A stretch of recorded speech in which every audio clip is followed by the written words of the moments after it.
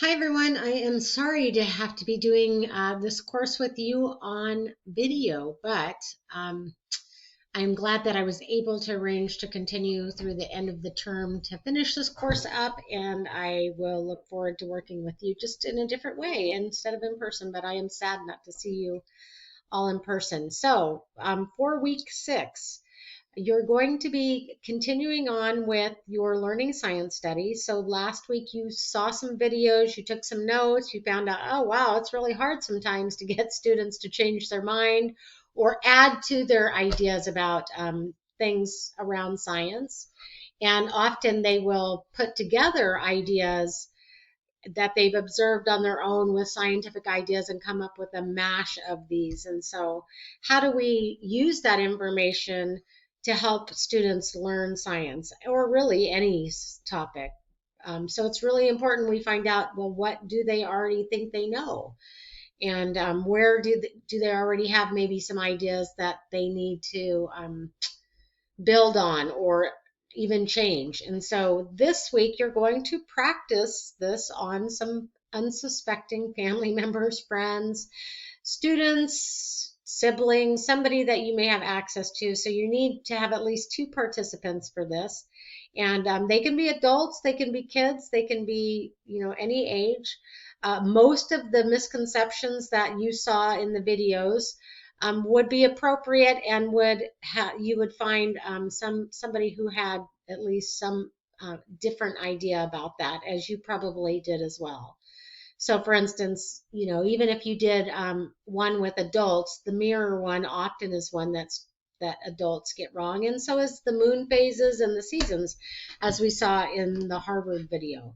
But even some of the more simpler probes will actually work too. You'd be surprised at even ones that are like, is it alive or living, is a probe that often adults miss some of those on. So don't decide to eliminate the majority of the probes just because you're working with adults, because many of these were designed around science content that has often misconceptions linked to it. So having said that, you had access to these, and so you are going to look at Paige Keeley's books. You're going to pick out a probe for those. You're going to give this probe this week to your participants that you've selected, and then you're going to do some other so you're going to collect the evidence of what they learned or what their concepts are. So I'm going to pull up our to-do list because it explains in steps what you're going to do. So look at the probes, choose one probe to administer.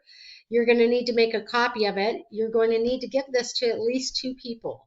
So you can do this electronically, you can do it in person, but the important part is you have to actually collect at least the responses from 2 people. Now you can type up their responses, you can hand them the paper and then collect it and take pictures of it, but you are going to have to include these in your assignment. So once you've administered those, you're going to look at, okay, so what parts did they need help with? If you did choose a probe that was too simple and your participants knew everything about it, you might have to go back to the drawing board and pick a different probe. So you definitely need to find one that you can use that will you find somebody, at least one of your participants, who has some misconceptions about it. So once you've collected that evidence, you have some material to work with, then you're going to plan using this template a way to address those misconceptions. And so I'm going to pull up this template real quick. It is also on our Google Drive, linked in the assignment.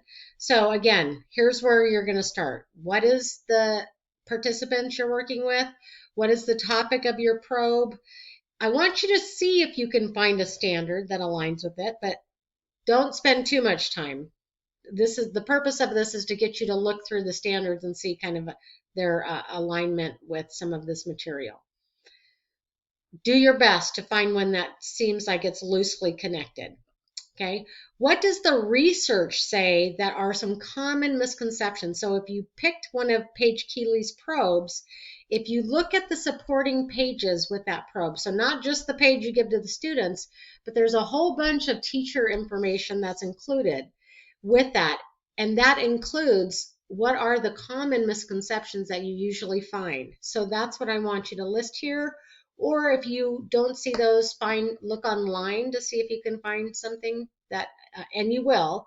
So if you Google, what are the common misconceptions around the phases of the moon, you will find that it'll say many people believe that the phases of the moon are caused by the shadow of the earth. So that's what you would put here.